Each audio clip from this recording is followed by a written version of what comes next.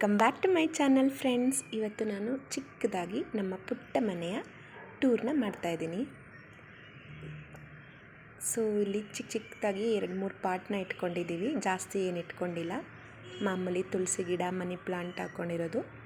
So ಇದು ನಮ್ಮ ಮನೆಯ ಮೇನ್ ಡೋರ್. ಇಲ್ಲಿಂದ ನಾವು ಒಳಗಡೆ ಬಂದರೆ ಸ್ಟಾರ್ಟಿಂಗ್ಗೆ ಲಿವಿಂಗ್ ಏರಿಯಾ ಸಿಗುತ್ತೆ. ಹಾಲ್ ಇದೆ ಇಲ್ಲಿ. ಸೊ ಈ ಹಾಲಲ್ಲಿ ನಾನು ಈ ಕಡೆ ಒಂದು ಕಾಟ್ನ ಇಟ್ಕೊಂಡಿದ್ದೀವಿ. ಇಲ್ಲಿ ಒಂದು ಟಿ ವಿದು ಶೋಕೇಶ್ ಇದೆ.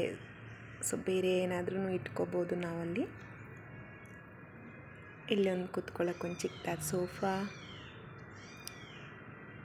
ಇಲ್ಲಿ ಮಕ್ಳದ್ದು ಫೋಟೋಸ್ ಎಲ್ಲ ಹಾಕ್ಕೊಂಡಿದ್ದೀನಿ, ಚಿಕ್ಕ ಮಕ್ಕಳಾಗಿದ್ದಾಗ ತೆಗ್ಸಿದ್ದೆಲ್ಲ. ಹಾಗೆ ಇಲ್ಲಿ ಕೆಳಗಡೆ ಎಲ್ಲ ಬುಕ್ಸ್ಗಳು, ಟಾಯ್ಸ್ಗಳೆಲ್ಲ ಇಟ್ಕೋಬೋದು, ಜಾಗ ಮಾಡಿದ್ದಾರೆ. ಸೊ ಇದು ಹಾಲು. ಇಲ್ಲಿಂದ ಲೆಫ್ಟ್ಗೆ ಕಿಚನ್ ಬರುತ್ತೆ, ಕಿಚನ್ ಏರಿಯಾ. ಇಲ್ಲಿ ಪುಟ್ಟದೊಂದು ಫ್ರಿಡ್ಜ್ನ ಇಟ್ಕೊಂಡಿದ್ದೀವಿ. ಇದು ನಮ್ಮ ಕಿಚನ್.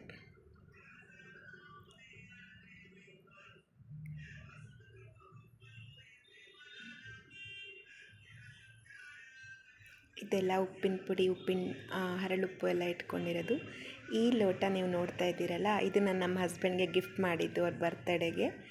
ಇದ್ರ ವಿಶೇಷತೆ ಏನಪ್ಪ ಅಂದರೆ, ಇದು ನೋಡೋಕ್ಕೆ ಫುಲ್ ಬ್ಲ್ಯಾಕ್ ಆಗೇ ಇರುತ್ತೆ. ಈಗ ಹೇಗಿದೆ ಸೇಮ್ ಹಾಗೇ ಇರುತ್ತೆ. ನಾವು ಇದಕ್ಕೇನಾದರೂ ಬಿಸಿಯಾದಂಥ ಕಾಫಿ, ಟೀ, ಬಿಸಿ ನೀರು ಏನಾದರೂ ಹಾಕಿದ್ರೆ ಮ್ಯಾಜಿಕ್.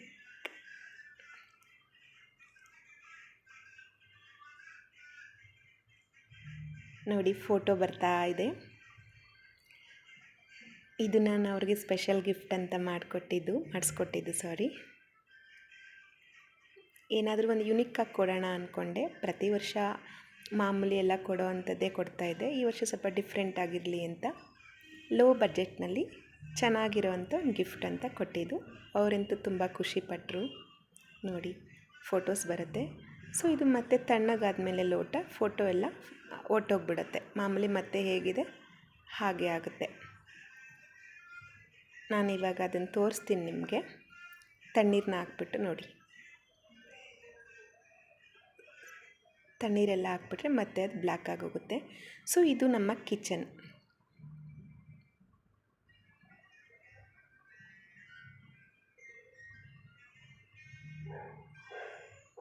ಇಲ್ಲಿಂದ ಕಿಚನಿಂದ ಆಪೋಸಿಟ್ ಇಲ್ಲಿ ದೇವ್ರ ಮನೆ ಇದೆ. ಸೊ ಅಲ್ಲಿ ದೇವ್ರ ಮನೆ ಇದೆ. ಇದು ನಮ್ಮ ದೇವ್ರ ಮನೆ.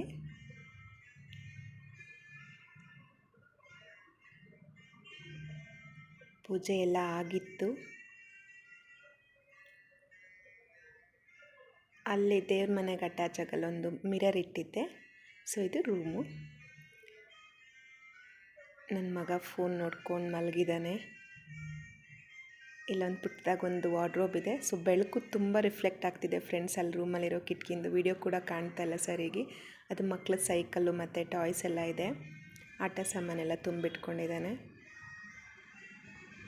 ಸೊ ತುಂಬ ಬೆಳಕು ಬರ್ತಾಯಿತ್ತು, ವಿಡಿಯೋ ನೀಟಾಗಿ ಕಾಣಿಸ್ಲಿಲ್ಲ ಅಲ್ಲಿ. ಸೊ ಇದು ಯುಟಿಲಿಟಿ ಏರಿಯಾ, ಇದು ವಾಶ್ರೂಮು. ಮತ್ತು ಇಲ್ಲಿ ವಾಷಿಂಗ್ ಮಿಷಿನ್ ಇದೆ, ಹ್ಯಾಂಡ್ ವಾಶ್ ಇದೆ. ಅದು ಆ್ಯಸ್ ಯೂಸಲ್.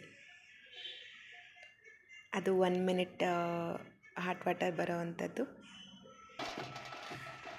ಸೊ ಫ್ರೆಂಡ್ಸ್ ಇಲ್ಲಿ ನೈಟು ತುಂಬ ಹೊತ್ತು ಆಗೋಗಿತ್ತು ಆವಾಗಲೇ. ಸೊ ನಮ್ಮ ಮನೆ ಮುಂದೆನೇ ದೇವ್ರದ್ದು ಉತ್ಸವ ನಡೀತಾ ಇತ್ತು. ತುಂಬ ಚೆನ್ನಾಗಿತ್ತು. ನಾವು ಅದನ್ನೇ ನೋಡ್ಕೊಂಡು ನಿಂತ್ಕೊಬಿಟ್ಟಿದ್ವಿ. ತುಂಬ ಜನ ಇದ್ದರು. ನಮ್ಮ ಮನೆ ಮುಂದೆ ತುಂಬ ಈ ಥರದ್ದೆಲ್ಲ ಉತ್ಸವಗಳು, ಹೋಗೋದು ಬರೋದು ಎಲ್ಲ, ಪ್ರತಿ ಹಬ್ಬಗಳಲ್ಲೂ ರೋಡಲ್ಲಿ ಮೆರವಣಿಗೆ ನಡೀತಾ ಇರುತ್ತೆ. ನಾವಿಲ್ಲಿ ನಿಂತ್ಕೊಂಡು ಮೇಲ್ಗಡೆ ಎಲ್ಲ ನೋಡಿ ಕಣ್ಣು ತುಂಬಿಸ್ಕೋತೀವಿ. ಸೊ ನಾವಿಲ್ಲಿಂದನೇ ಎಲ್ಲ ನೋಡ್ತಾ ಇದ್ವಿ. ನಾನು ಹೋಮ್ ಟೂರ್ ಮಾಡ್ತಾಯಿದ್ದೆ. ಸೊ ಮಧ್ಯೆ ಇದು ಬಂದಾಗ ಇದನ್ನು ಒಂದು ಕ್ಲಿಪ್ಪಿಂಗ್ ಆ್ಯಡ್ ಮಾಡೋಣ ಅಂತ ಮಾಡಿದೆ.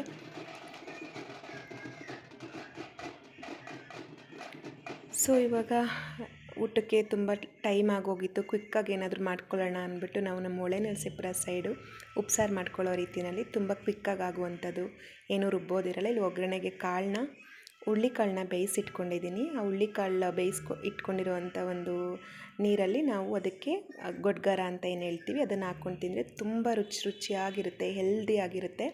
ಸೊ ನಾನು ಬೇಯಿಸ್ಕೊಂಡು ಇಟ್ಕೊಂಡಿರೋಂಥ ಹುಳ್ಳಿಕಾಳಿಗೆ ಒಗ್ಗರಣೆನ ಕೊಟ್ಕೊತಾ ಇದ್ದೀನಿ. ಹಸಿಮೆಣಸಿನ್ಕಾಯಿ, ಒಣಮೆಣಸಿನ್ಕಾಯಿ, ಕರಿಬೇವಿನ ಸೊಪ್ಪು, ಸಾಸಿವೆ, 2 ಬೆಳ್ಳುಳ್ಳಿನ ಜಜ್ಜಿ ಹಾಕ್ಕೊಂಡಿದ್ದೆ. ಇದನ್ನು ಸ್ವಲ್ಪ ಹಾಗೆ ಫ್ರೈ ಮಾಡಿಕೊಂಡೆ.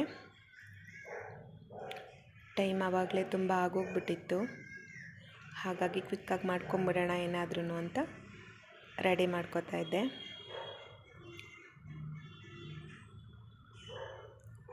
ಫ್ರೆಂಡ್ಸ್, ನಿಮ್ಮ ಕಡೆ ಒಂದೊಂದು ಕಡೆಯಲ್ಲೂ ಒಂದೊಂದು ರೀತಿ ಉಪ್ಸಾರನ್ನ ಮಾಡ್ತಾರೆ. ಆ್ಯಕ್ಚುಲಿ ನಮ್ಮ ಕುಣಿಗಲಲ್ಲಿ ಬೇರೆ ಥರನೇ ಮಾಡೋದು. ಇದು ನಮ್ಮ ಹೊಳೆನರಸೀಪುರ ಸೈಡಲ್ಲಿ ಅಮ್ಮ ಯಾವಾಗಲೂ ಈ ಥರ ಮಾಡ್ತಾಯಿದ್ರು. ನಮಗೂ ಇದು ಇಷ್ಟ ಆಗ್ತಾಯಿತ್ತು. ನಾನು ಆವಾಗವಾಗ ನನಗೆ ಬೇಕು ಅನಿಸ್ದಾಗ ಈ ಥರ ಮಾಡ್ಕೋತಾ ಇರ್ತೀನಿ. ಸ್ವಲ್ಪ ರುಚಿಗೆ ತಕ್ಕಷ್ಟು ಉಪ್ಪನ್ನ ಹಾಕ್ಕೊಂಡೆ. ನಾನು ಆವಾಗಲೇ ಕಾಳು ಬೇಯಿಸ್ಬೇಕಾದ್ರೂ ಉಪ್ಪು ಕಾಳಿಗೆ ಹಾಕ್ಕೊಂಡಿದ್ದೀನಿ. ಸೊ ನೋಡ್ಕೊಂಡು ಉಪ್ಪು ಹಾಕ್ಕೊಳ್ಳಿ ನೀವು ಮಾಡುವಾಗ.